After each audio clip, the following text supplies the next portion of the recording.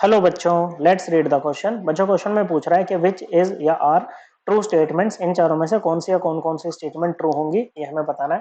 पहली में कह रहा है कि rest mass of an electron is 9.1 into 10 to the power -28 gram. Okay, बिल्कुल सही बात है बच्चों। जो रेस्ट मास होता है ना बच्चों इलेक्ट्रॉन का, वो होता है कितना, 9.1 into 10 to the power -28 gram.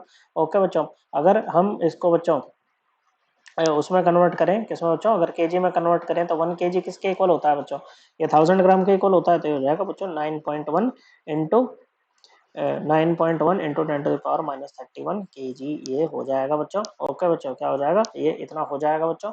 Okay, फिर कह रहा है कि the order of energies of orbitals in hydrogen like species. Hydrogen like species मतलब जिनकी इलेक्ट्रॉनिक कॉन्फ़िगरेशन 1s1 होती है। क्या होती है बच्चों, 1s1 होती है बच्चों। ओके, और फिर उसके बाद हाँ, ये 1s1 होती है बच्चों। तो इसमें कह रहा है कि जो ऑर्बिटल्स की एनर्जीज का ऑर्डर होगा ना, वो 3s equal to 3p equal to 3d होगा बच्चों। क्या होगा बच्चों, 3s equal to 3p equal to 3d होगा बच्चों। देखो वैसे तो हम क्या करते हैं बच्चों, जो एनर्जीज का ऑर्डर लिखते हैं वो n+l रूल के हिसाब से लिखते हैं, जहां पर n होता है प्रिंसिपल क्वांटम नंबर, l होता है हमारा एजिमुथल क्वांटम नंबर बच्चों। अब n की वैल्यू, यहाँ पर तीनों में n की वैल्यू, प्रिंसिपल क्वांटम नंबर की वैल्यू 3 है। ओके बच्चों, l की वैल्यू अगर p के लिए बात करें बच्चों, फॉर p l की वैल्यू होती है 1। ओके बच्चों, s के लिए l की वैल्यू क्या होती है, 0 होती है, और d के लिए l की वैल्यू क्या होती है बच्चों, 2 होती है बच्चों। तो इस हिसाब से बच्चों n+l रूल के हिसाब से जाएंगे ना, तो 3s की एनर्जी सबसे कम होनी चाहिए, फिर 3p की होनी चाहिए, फिर 3d की होनी चाहिए बच्चों, ऐसा होना चाहिए। लेकिन बच्चों ये काम होता है पॉली इलेक्ट्रॉनिक स्पीशीज में, ये आपकी मोनो इलेक्ट्रॉनिक स्पीशीज है बच्चों। मोनो इलेक्ट्रॉनिक स्पीशीज में क्या होता है, सेम सेल में, किसमें बच्चों, सेम शेल में बच्चों, जो आपके सब शेल होते हैं ना, उनकी एनर्जीज क्या होती है बच्चों, इक्वल होती है, क्योंकि वहां पर इलेक्ट्रॉन ही नहीं है बच्चों।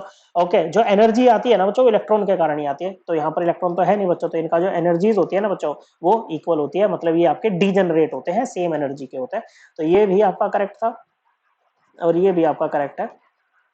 ओके, और हाँ बच्चों एक बात और, रेस्ट मास की अगर बात करें तो ये रेस्ट मास क्या होता है बच्चों, ये होता है बच्चों, it is the portion of the total mass of an object और system of objects that is independent of overall motion of the system. Okay बच्चों, मतलब ये वो मास है जो इलेक्ट्रॉन के मोशन पे डिपेंड नहीं करेगा। ओके बच्चों, फिर कह रहा है the wavelength of an electron accelerated through a potential difference of 1 volt is 12.27 angstrom. Okay बच्चों, तो सी वाले की बात हो रही है बच्चों। तो सी में देखो क्या होता है, जो वेवलेंथ का फॉर्मूला होता है ना, वेवलेंथ का और ये पोटेंशियल डिफरेंस का जो आपका वो रहता है बच्चों, रिलेशन, वो ये होता है बच्चों, 12.1.227 into 10⁻⁹ upon upon root V. V क्या है बच्चों, आपका पोटेंशियल डिफरेंस है, जो कि यहाँ पर क्या है बच्चों, 1 वोल्ट है।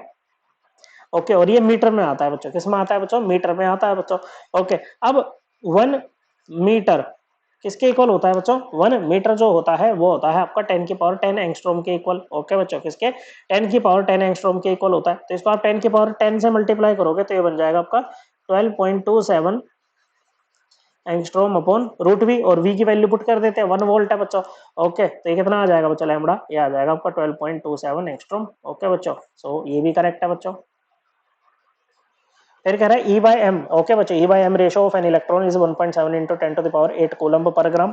ओके, ई बाई एम मतलब charge by mass ratio of electron. Okay, तो इलेक्ट्रॉन का चार्ज कितना होता है बच्चों, ये होता है 1.6 इंटू 10⁻⁻19 कूलम्ब। ओके, मास, ये रेस्ट मास आप लेते हो बच्चों, ये हमें दे ही रखा है बच्चों, यहाँ पर, यहाँ से उठा सकते हैं हम इसको, 9.1 इंटू 10⁻⁻28 ग्राम। ओके बच्चों, तो ये इसके ई बाई एम कैलकुलेट करो बच्चों, ये हो जाएगा 1.6 अपॉन 9.1 इंटू 10⁻⁻19 अपॉन 10⁻⁻28 कूलम्ब पर ग्राम बच्चों। ओके बच्चों, इसको कैलकुलेट करेंगे तो ये आ जाएगा 1.7 इंटू 10⁻8 कूलम्ब पर ग्राम। करेक्ट आंसर, ये भी आपकी जो है करेक्ट हो जाएगा बच्चों, ये वाली स्टेटमेंट भी। तो चारों ही करेक्ट है। So correct answer is option A, option B, option C and option D. I hope आपको ये एकदम क्लियर हो गया होगा। थैंक यू बच्चों।